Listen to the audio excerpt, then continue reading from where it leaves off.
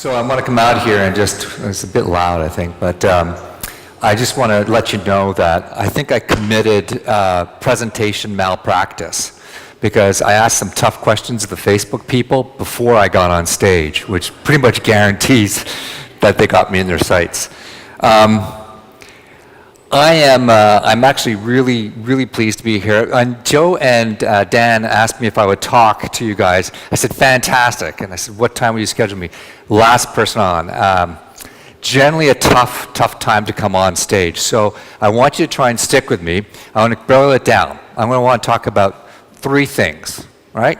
So the first one is, I want to talk about and convince you that in 2014 and forward, the path to purchase is really complicated, and digital is key on that path to purchase.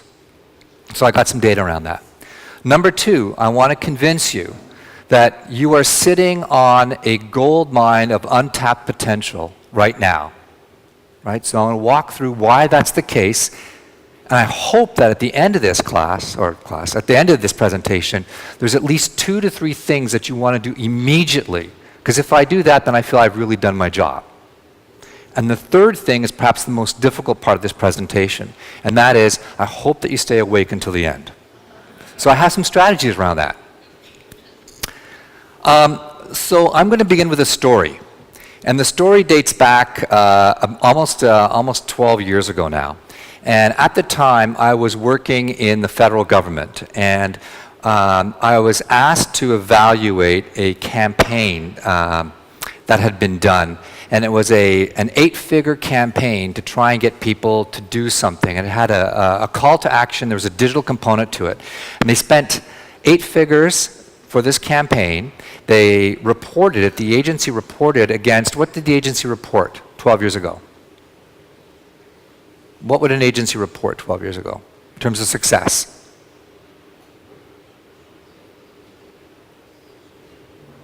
Come on, help me out. Sorry? No, impressions. So the agency was reporting impressions, right? That's what they were reporting. Like, you spent 8 figures and you got 25 million impressions. You did great, 25 million impressions. And it just kind of struck me that if the entire focus of this whole campaign was to get people to go online, there should be some online data to support that. And I had this crazy idea that if they got 25 million impressions, they should at least get 1% of traffic online.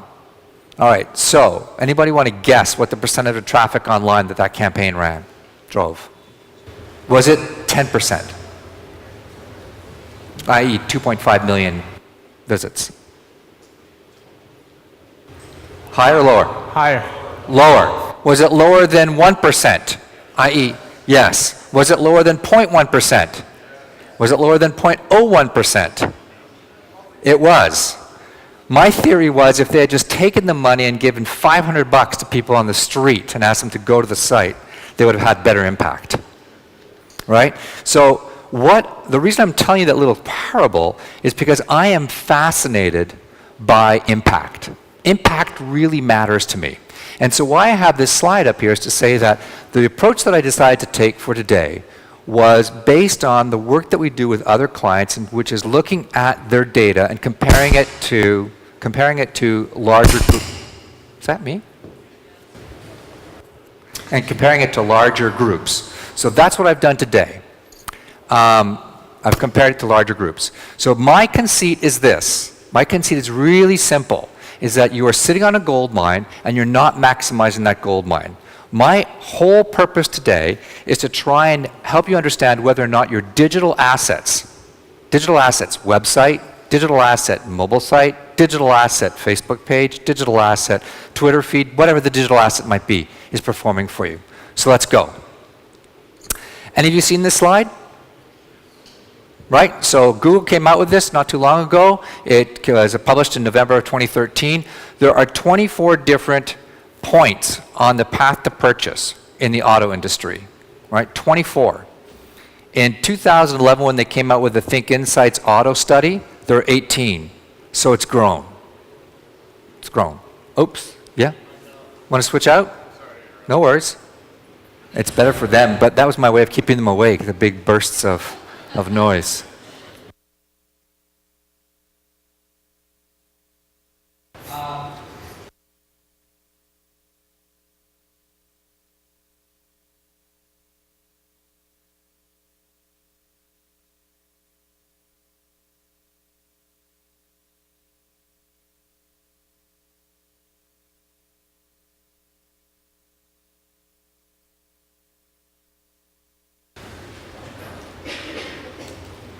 Okay, all right. Thank you. Pay no man. attention to the man behind the curtain. All right, thank you so much. All right, thank you. All right, all right.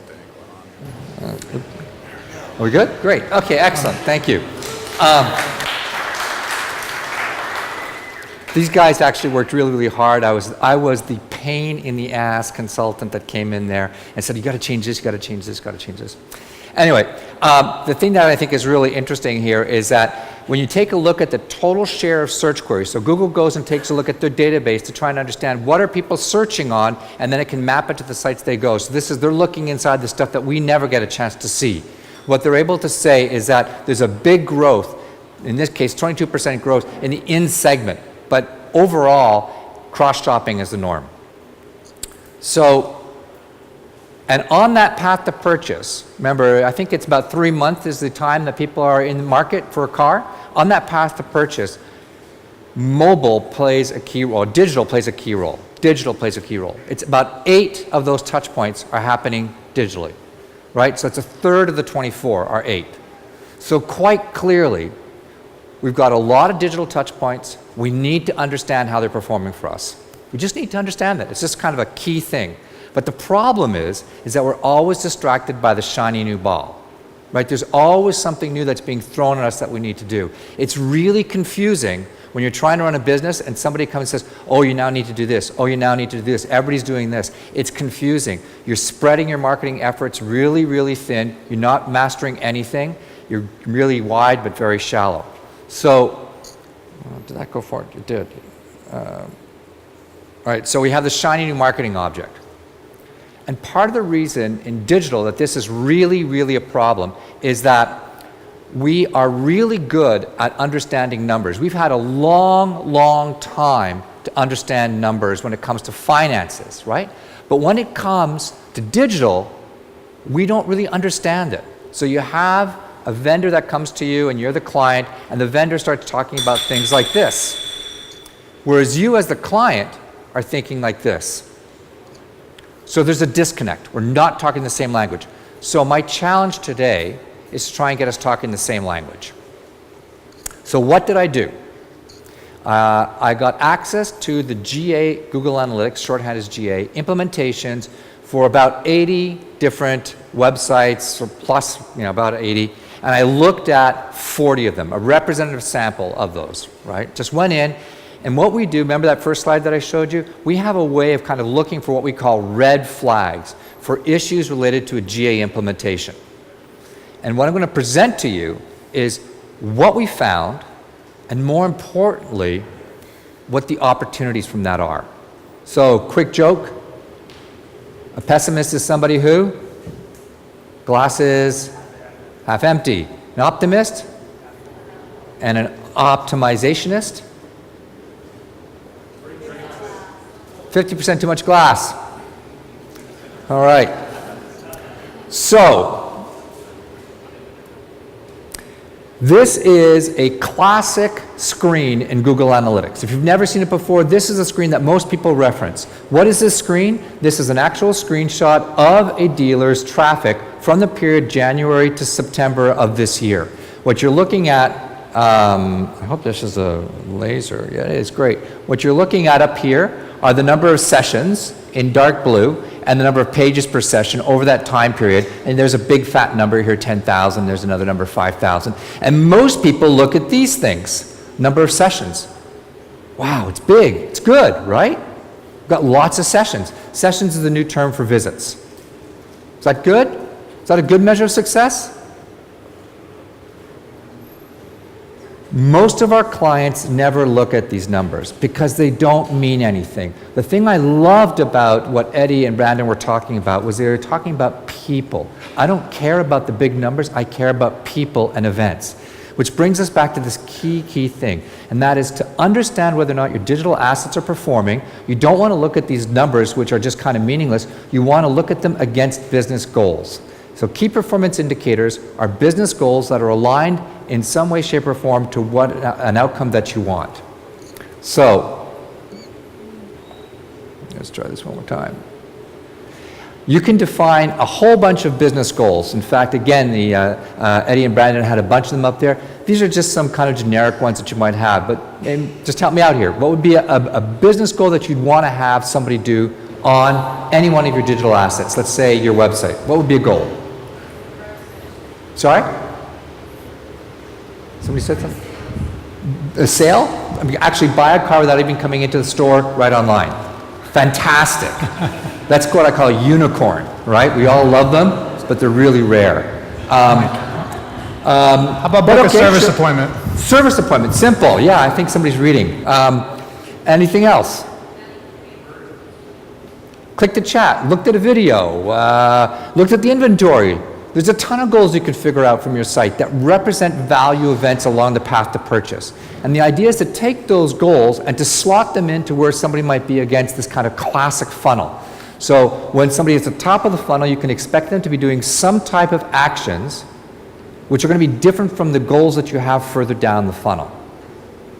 So goals are super duper important. When we work with clients, the only thing we look at are how are we performing against goals. So, what's that show, Family Feud? Who's the guy that does it now? When I was a kid, it was Richard something Dawson. Who is it now? Drew Carey? Drew Carey, that's right, Drew Carey. How can I not? Well, okay, so this can be a little bit like Family Feud. All right, so when I took a look at your sites, only 63% of the sites had at least one goal. So that means right now, at least more than about 40% are not measuring against goals. They're just looking at gross numbers. It's not too good. 38% have 4 or more goals in place. Now why? We just named, just between us friends here, we named how many? Just 5 off the top of our head. Right? So only 38% have 4 or more goals. And just 18% have 10 or more.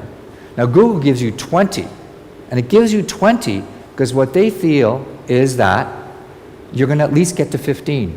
You can at least figure out 15 value events on your site. So we're kind of low on that scale. So why does that matter? Why does that matter?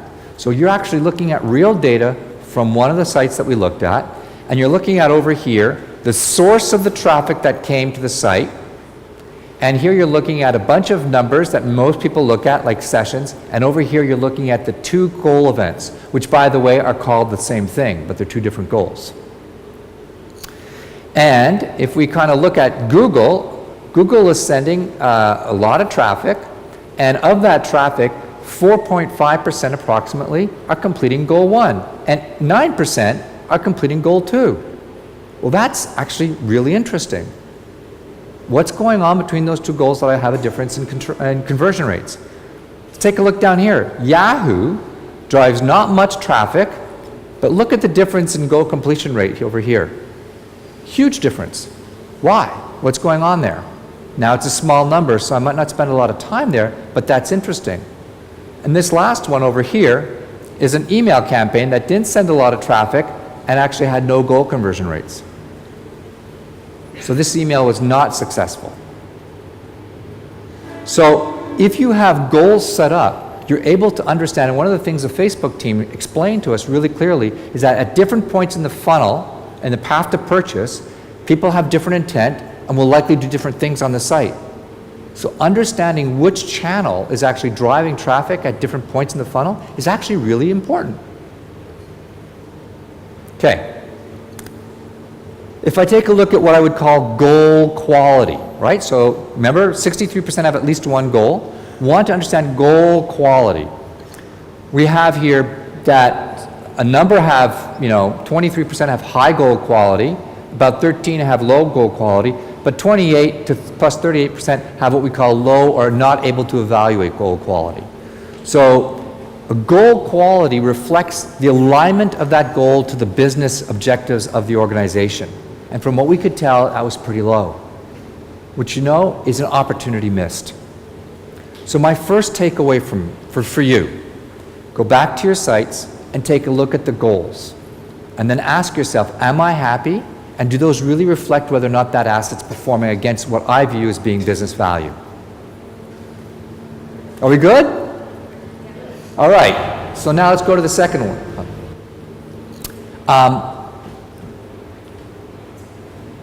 Acquisition is super important. Acquisition is the most important thing. How you are acquiring traffic, how you're acquiring sessions is unbelievably important. So I've said it 3 times. What do you think it is? Is it important? Anybody agree with me that it's important? Anybody disagree with me that it's important? All right, so you have a whole bunch of ways that you can get traffic in the digital age to your site. You can get it to come organically. Google, they just Googled something, they popped up the Google results and they came to your site. Woohoo, great. And Austin and Kristen were talking a lot about that and making sure that you do the basics there. You can pay to get traffic to your site, right? I bought a Google search ad, or I bought a display ad, or I bought a Facebook ad. They magically, because of all the advertising you do, they know, Fremont, Toyota, they go there. SF Toyota, they go there. They've onboarded your brand. They can come because they saw a link to your site from maybe some other site, you doing some co-marketing with them. From a social site, that's pretty straightforward. Email, they clicked on a link, very straightforward. And then there's this other, which we don't really know about. All right, so each one of those acquisition channels has different impact. So this again comes from Google, looking at each one of those channels to try and understand how important they are to either helping make a sale happen or assisting that sale at which point in the funnel. And as you can see, they're basically placing social way up at the top in terms of the path to purchase. And people who know your brand, who maybe have been on site, know the URL, come directly. Direct is really important. So Google has basically done the heavy lifting for you to tell you this is the relative value of each one of those channels relative to the path to purchase. So you can start to line that up with the sources of traffic. Whoa! All right. So this is where the geeky scientist in me comes out. What I've done is I've taken each one of those sources of traffic and I've simply graphed them for the 40 sites that we looked at, and I've normalized them to 100%. So let's walk through this one right here. This site has about 30% of its traffic is acquired by organic. It has about 10% of its traffic acquired by paid search. It has about 30% of its traffic acquired directly. People go directly to the site. Here in yellow, it's got about 25% of the traffic is referred from another site. Up here in dark blue is social, about 2%. And above that in pale blue is email, is about 3%. So this site here has 6 different sources of traffic, of which organic is probably the most at about 30%.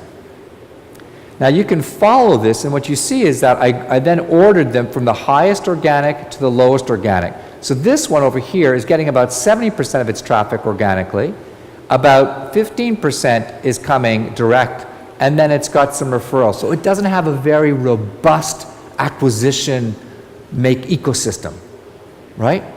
The more channels that you have driving traffic and working for you, the more colors should be on this bar. And because I've normalized it to 100, it kind of takes away some of the impact of people that are really strong in one area and weak in another. But the major message that I want to get away from you here is that everybody is doing things really differently in terms of acquiring traffic in this organization, like amongst you. Like there's a lot of differences here, and the differences reflect actions that you are taking or not. And in many cases, what it appears to me is that you're not taking from a measurement perspective.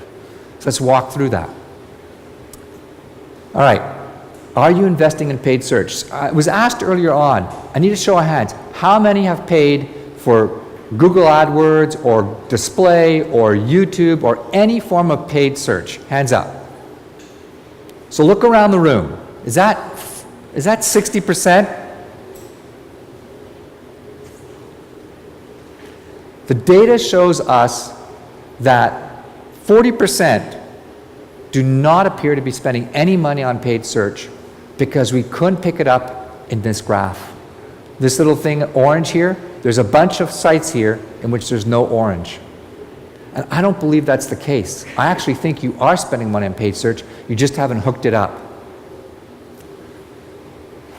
Of those that are spending money on paid search, about 20%, I can promise you, have not connected that paid search spend to Google Analytics. And you know what that means? It means you've paid to get somebody to come into the door, and there's no way of understanding whether or not they had any impact or any value for you. You're literally taking money and flushing it down the drain, because what you're doing is you're confusing impressions with outcomes. Right? Here's the good news. Ready? Anybody want some good news? I love good news. I'm an optimist. Super simple to change. You go up into the Google Analytics interface, you click on the part that says admin, then you click on the part that says AdWords linking, and you go in there and you just put your AdWords account number in there, and voila, it's done. All your AdWords data now flows into Google Analytics and you can see it all. It's that simple. I call that low-hanging fruit. Social, on average, drives less than 0.5% of traffic to those sites. So, let's walk through this. If you have $1 and you're spending more than 5 cents on social, then you're paying more for social than social's giving you. That's what this means. Actually, no, it's less than that. It's less than that. Half a cent, thank you. Yeah. So that's kind of shocking to me. And I don't believe this is right. And I think it's not right because you're not instrumenting social properly so that when somebody clicks on a link on a social site to come back to your site, whether it's a mobile site, whether it's your main site, whatever it might be, it's not being recorded.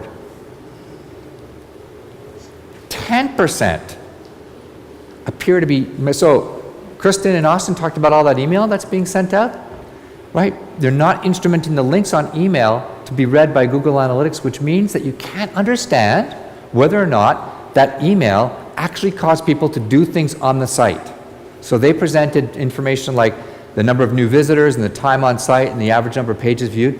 Unless you instrument those email links, you can't tell this, right? So I'm going to give you a little a freebie here. If you go to this bit.ly link, you'll get this here, which is a campaign tracking tool, and it will enable you to pull together and automatically create all the tracking code that you need for any email, for any Facebook ad, for any Pinterest ad, for anything, anywhere, anytime. You just stick it in there, it creates the tracking code, and then you cut and paste it into a link. Right? Is that good? Anybody happy about that? I'm happy about that. All right. Search. So did you see the big blue organic search, how important that is, right? Well, one of the things that Google has said is that speed to load is critical for organic search. So we took a look at speed to load of the pages, and about a quarter of the pages have speed to load times above 7 seconds. And part of that's because there's a lot of stuff on those pages, right? So I'm not saying don't put stuff on the pages. I'm saying if you put stuff on your pages and you don't test the speed to load, what happens is you're putting candy on the page, which is actually counterproductive to your goal, because it's going to impact your search rankings. So check the speed of your site. Faster is better, and particularly on mobile devices. Just 6% of you have Google Webmaster Tools, which is kind of a core fundamental tool for search in the 21st century. So again, super low-hanging fruit, right? How do we do this? Incredibly easy. You go back to that admin page. You click on admin. Admin will bring up this page here. From there, you click on property settings. You go into property settings, and then you can enable Google Webmaster Tools. Okay, everybody, I need you to do me a favor. Are you ready? You ready? Please stand up. Okay, hands in the air. Hands down. Neck this way. Neck that way. Hands in the air. Hands down. All right. Hands on the side. Power pose. I feel good. I feel good. Right? Okay, so you know what happens? I've just done my third goal, which is? Kept you awake. Exactly right. Check. All right. Let's keep going. So I believe in good housekeeping. Your digital assets, if you spent money on a website, on a mobile site, if you have spent $1, then you've invested in digital. And if you've invested in digital, it's like a house. You need to keep it clean. You need to keep it up to date. So let's look at some good housekeeping. Data filters. How many of you know what a data filter is? Great. So what that means is that how many of you have ever, I bet there's a number of you that when you go to your office and you open up your computer, the home page is probably your dealership. Does anybody have that? So you need to filter out all the traffic that you generate, because you're not a buyer. You're not a client. Why would you ever include yourself? You're inflating the numbers. You're probably one of the biggest visitors on the site. You got to filter yourself out. Only 20% have set up filters. Very easy to do. Let me give you a really concrete example. This is real data from one of the dealerships in this region. What you're looking at here are the number of sessions that went to this dealership from around the world from 1st to 10. I'm just looking at the top 10. And no surprise, the United States is right at the top. There were 229,000 sessions in that 9-month period, actually 8-month period. Of the 229,000 sessions, really 230, about 224,000 came from the United States. How many of you have sold a car to somebody in India? Canada. So why are you including them in your data? Why are you putting that into your data? It's not relevant. Filter it out. Let's go deeper.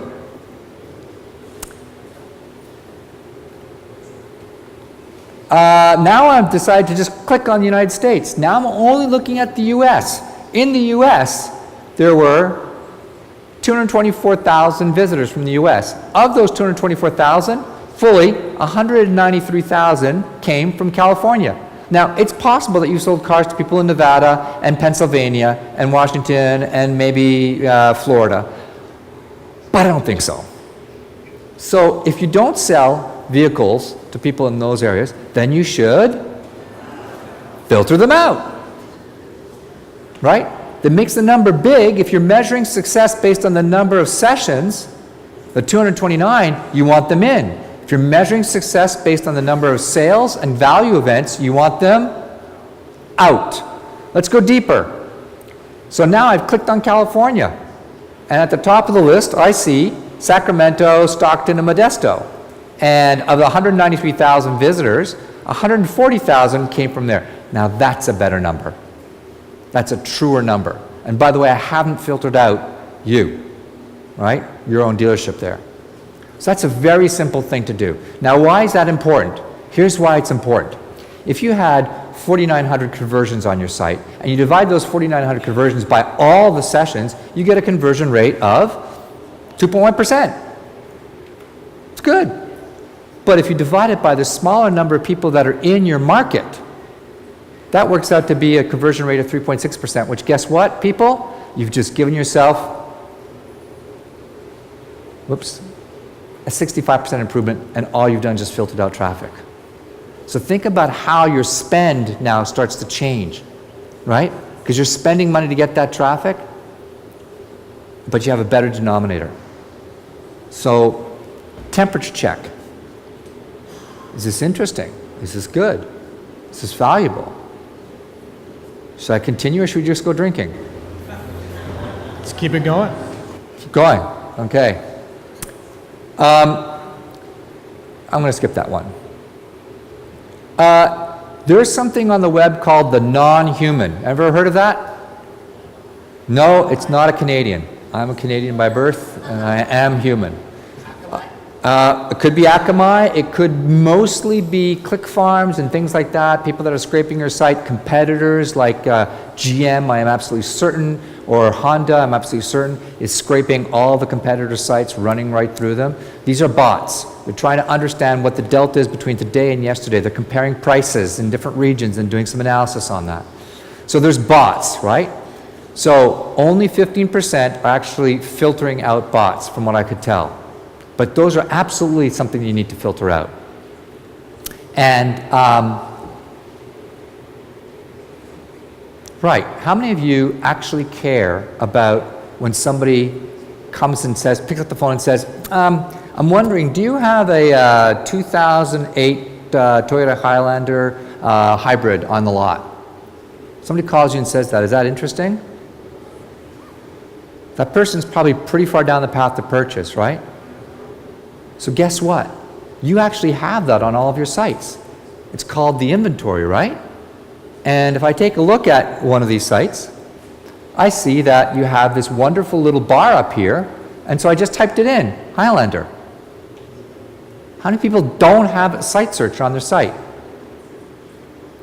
All of you do. So I typed it in, and I got this listing of Toyota Highlanders. It would be really valuable information for me to understand what people are looking for so I can rotate the inventory and put certain cars out front. Would that be useful? It's sitting for you right now in your GA. But the problem is that you need to do something up here, because right there, I don't know if you can see it, so I made it a little bit large. That's the URL. You'll see here it says search equals Highlander. Google will tell you exactly what was searched on, where it was searched on, by who, what time. Just 8% have enabled site search. Super low-hanging fruit. So lots of opportunity, because 85% of you could turn that on right away. There's about 15% of you that have really complicated sites that would be difficult to do, but most of you could turn it on right away. And here's the next good thing that I'm going to let you know. Go back to this page. You're now familiar. You're now all really familiar with this page. Super simple. You go into GA. You hit admin. From admin, you go to view settings. In view settings, you go down, and there's a little thing here called bot filtering. You check that box. Suddenly your data starts to get better. The next thing you do is you go just below it and it says site search settings. You slide this little bar from off to on, and you put the word search in there, in this case. It's a little bit more complicated, but that's not too hard. And now you've got all that inventory data, right? That's pretty good. You can't measure what you can't manage what you can't measure. It's an old statement. We all know that, right? Pretty old statement. Well, you need to, in a digital economy, in a digital world, you need to have tags on every single page. So I decided to just do an analysis and see how many of you had tags on all your pages. And over 45% of the sites don't have a GA tag on the page. What does that mean? Data's forever lost. Again, super low-hanging fruit. About 20%, right, have tags missing on more than 10% of the pages. That's actually really important, because that's all part of your path to purchase. So the good news is, well, sorry, I'll just say this. There's also a new version of GA that just came out called Universal Analytics. And that Universal Analytics, also you have the, back it up, getting complicated. There is a new version of the code that you can place on your site. And there's a reason that you want to place that code on your site. And the reason is because it gives you fabulous demographic data. Without that new version of the code, you can't get the demographic data. If you put the new version on, you can. So 30% have the old tag deployed.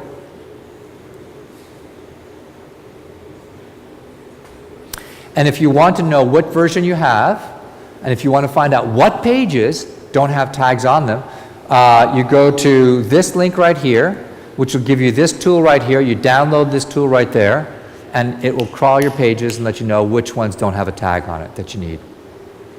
And by the way, you'll get the presentation afterwards, so that's a kind of a good housekeeping thing to do. And as I said before, only 43% had the code in place to track this really rich audience demographic data from Google. So that's kind of too bad. Okay, we're almost through. So there's a lot of numbers, right? A lot of numbers.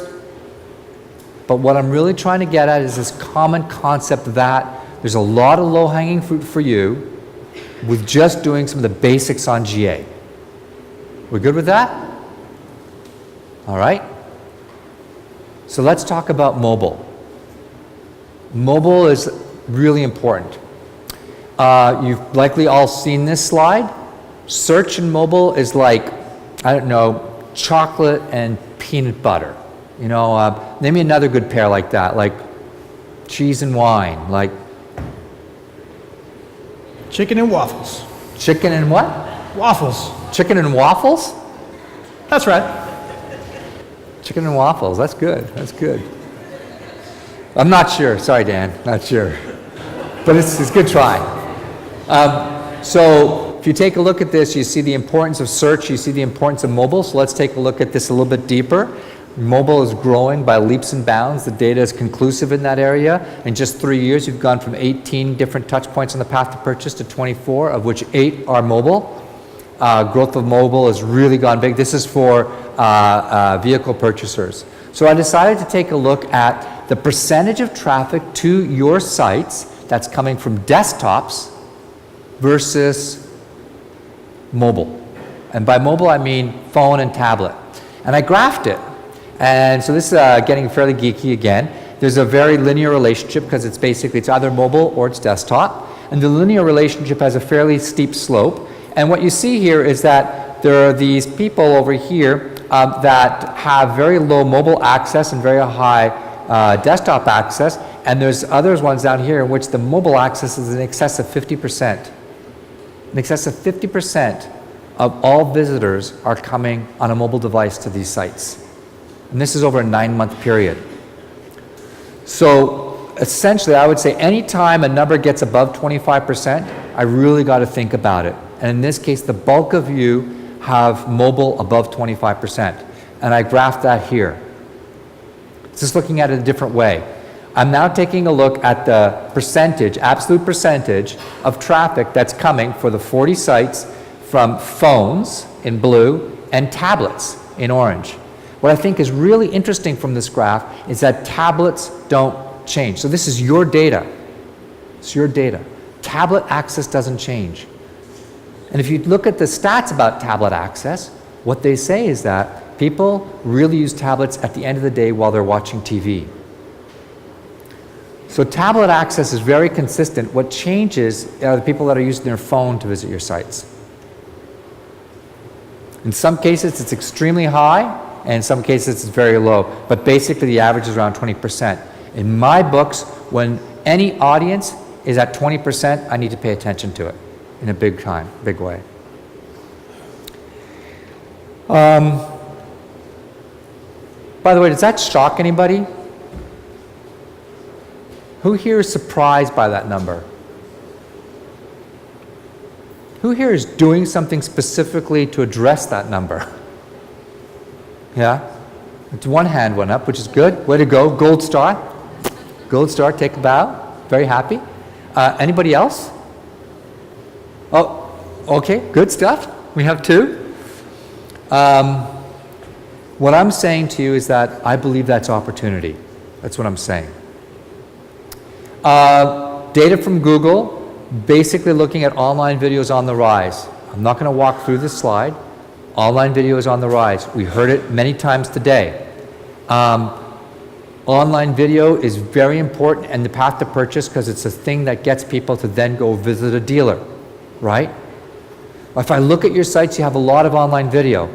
So the slide that I don't have next is a slide that shows how many of you are instrumenting the online video on your sites to know when somebody has hit the play button, has hit the pause button, has viewed the video right through to the total, right to the end on your site. How many people are tracking that today? So, did you spend money to make that video? Yeah, Dan. How many people don't know if they're tracking that today?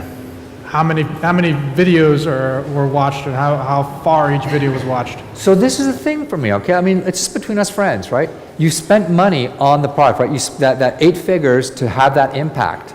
And then it's great. It looks on the site. I love it. I can point to my friends, go to parties and say, hey, did you see the video on my site? Wonderful, fantastic. How's it performing for you? This is, again, low-hanging fruit, because if it is performing for you, you want to continue to invest. And if it isn't performing for you, you want to dial down the investment. I mean, it's that simple.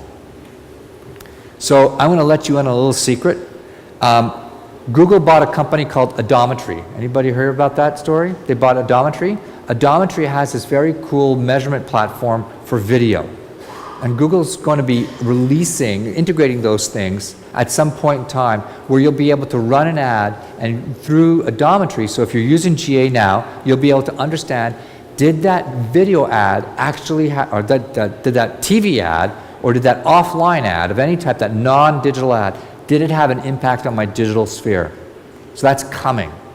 But again, that's a new tool to help us measure that because of the importance of video on the path to purchase. But the reality is there's a lot of low-hanging fruit for you right now. So let me kind of put a bow around this, and I'm almost done. Okay? The bow is this. In the analytics world, we call this maturity, digital maturity. And we have people that come to us and they say, I'd really like to do some lifetime value analysis and some lookalike modeling and do some predictive modeling, and they're like this, and we take a look at their stuff and realize they haven't even really tagged their site properly. I mean, they're down here on this maturity curve. They're just kind of collecting data haphazardly. That's an opportunity because you can go up there. There's all this room to grow, but you can't get up here unless you've done this first, right? So everything that I've kind of laid out for you, that good housekeeping, is all about getting the basics in place so you can understand the value and the impact from your spend. So the level of maturity in GA of this group was somewhat low. That's a hard thing to say. But in fact, you're in really, really good company, because when we look at virtually any industry, the level of analytics maturity is often really, really low. There's a few that are doing some really cool things, but the most of people are really just kind of working their way through it, which means that there's a lot of opportunity for you. And I guess my biggest concern when I take a look at this is kind of this fraction approach that's not being measured holistically. So there's a lot of different ways you can measure, right? But with GA, the thing about it is that it brings everything together and it gives you a consistent measurement platform. And that consistent measurement platform enables you to understand how my digital and non-digital is performing for me. And so for me, that's pretty critical. And that was it. Okay. All right. When you're looking at analytics coming from Facebook, can you tell the difference between Facebook advertising and Facebook just social direct from your posts? So that's a great question. If you haven't instrumented, so let's say I take a piece of content and I put it onto Facebook with a link that brings people back to my site. If that link hasn't, remember I showed you the generator for the tags? If that link hasn't been instrumented, when somebody clicks on that, in GA it will say, hey, you got a visitor from Facebook. But if you instrument that link, i.e. you say, this is Facebook, this is the campaign, this is the vehicle, this is the date, in GA it will say, this is part of my Facebook campaign, this piece of content. So you have to do something in order to understand it. So that's one half. The other half is that right now, the Facebook is its own world with respect to measurement, and Google is its own world with respect to measurement. They're not really talking to each other.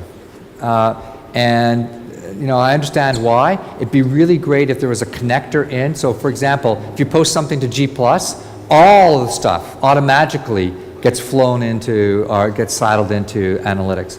Not the case with Twitter. not the case with Facebook, not the case with Pinterest. Yeah, In regards to organic yeah, and direct, yeah. if someone, say you have a long dealership name and somebody always misspells it, so does it always come in as organic because Google finds it? Right. So if I was to type in S, and what's next to F? E or something, I'm not sure. Whatever the key is next to the F. S, wrong key, Toyota.com.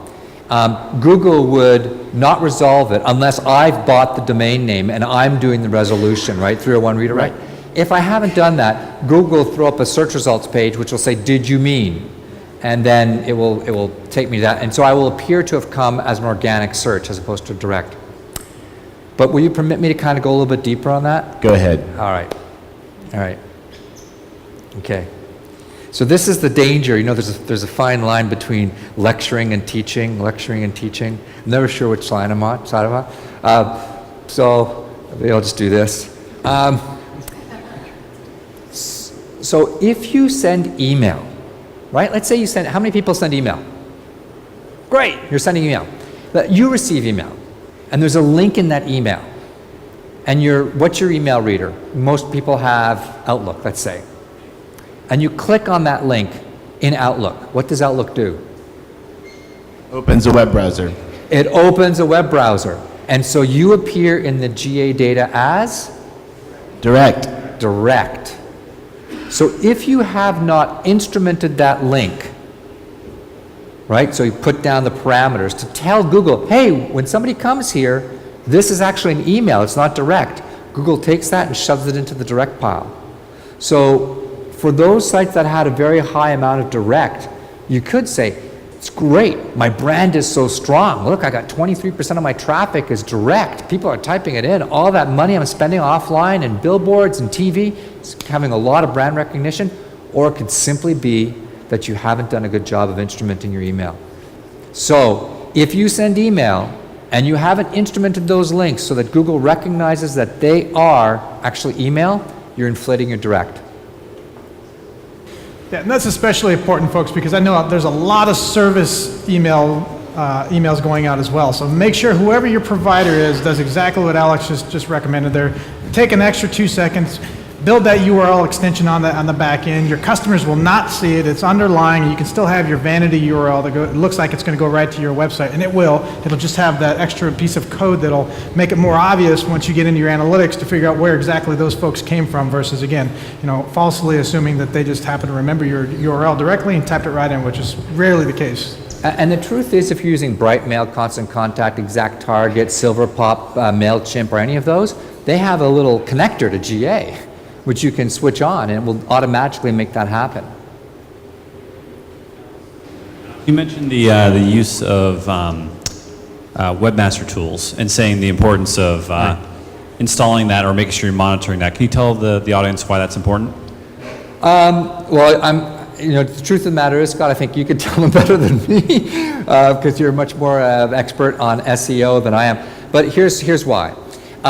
Google has, one of the most important sources of insight for me is what are people thinking about me? And when people type stuff into the search engine, that is a direct expression of intent. So if I do an ad campaign and I'm pushing a certain type of word or a certain brand or a certain particular model, I would like to see that drives more intent by people typing that into their into Google searches. But Google has now taken that data away from you. And the only way that you can kind of sort of get back at that data is by installing Google Webmaster Tools. And what Google Webmaster Tools does is it helps you understand what the volume of search is on specific keywords that bring people to your site. And so it's not, it does a lot of other things, but that to me is like one of the key things that you would want to do. So it's really low-hanging fruit for you to get inside the mind of your customers. Hey Alex, I got a question over here. Yeah. Would it be possible to set up a Google Analytics training course at our regional office for any dealers that wanted to send somebody there for additional training?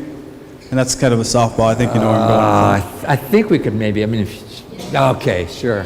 Yeah, so on October 14th, if anybody's interested, we can probably fit about 15 or 20 of you. So whether you or somebody from your dealership wants to go, again, please let your digital marketing field manager know, and then we'll get you some more information. But we'll have Google Analytics class, custom just for Toyota dealers. So a lot of the content and a lot of the things that you heard today, you'll get real specific information on how to implement some of these things. So again, contact your digital marketing field manager. And Joe, that's very kind of you to offer that, and thank you. Yeah. Any other questions? Arlene?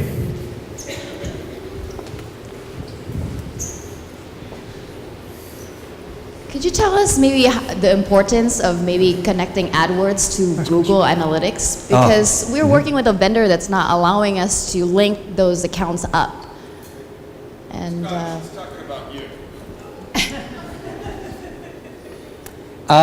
Okay, so so there's another line here, and I'm going to stick with this line. This is the line you know, I can answer that even better with a beer in my hand, but here's my feeling, okay, is that what matters to me is what people do after they walk through the door of my store, okay? It's all the behaviors that they express after they've come through that door that I'm really deeply interested in, because it took me a lot to get them in the door. So what I want to understand is not that I brought them to the door, that's important, but what's critical is what they did after they walked through, right? So why it's important to link your GA to your AdWords is that GA is all about, so AdWords drives traffic. It pushes people through the door. Great. And then GA tells you what they did inside the store. You know, whether they looked and sat in this car, and whether they kind of spent a little bit too much time in the car, touching the steering wheel that had leather on it, looking at the nice, you know, faux wood paneling, or whatever it might be, you know, like really starting to fall in love with that. Some campaigns, remember when I showed you the conversion rates against the different sources of traffic? Some campaigns are fantastic at doing things, and others aren't, right? The only way you'll understand that is if you connect the pre-click with the post-click. So that's why Google's enabled it. I'll take it one step further. Google is about to do a very major, and if I don't want it to sound like I'm selling Google, because that's not what I'm trying to do. I'm really trying to sell insight into, you know, you're spending money on digital assets, how do you make them perform? So Google is about to roll out a new tag. In fact, it started it. It's called the double-click tag. And the double-click tag is going to kind of change the way that we buy media. And it's going to allow us, instead of buying places, I want to put an ad on consumer, that would be like Edmunds.com, or on Car and Driver, or on the San Francisco Chronicle. It allows you to go after, much like Facebook, audiences. I want these audiences. That's what the double-click cookie will enable people to do. So it becomes really critically important to connect those two, because now I'm not necessarily buying locations, I'm buying audiences. And if you don't understand how those audiences are behaving post-click, then you're missing a big portion of the story. Does that answer the question? Okay. Apologies to anybody in the room. Great questions, folks. We have time for about one more if anybody else wants to pick the man's brain. Okay, All right, very good. Stansan. Thank you. Thank you for not taking up space. Thank you. Thanks again, Alex. Thanks for that.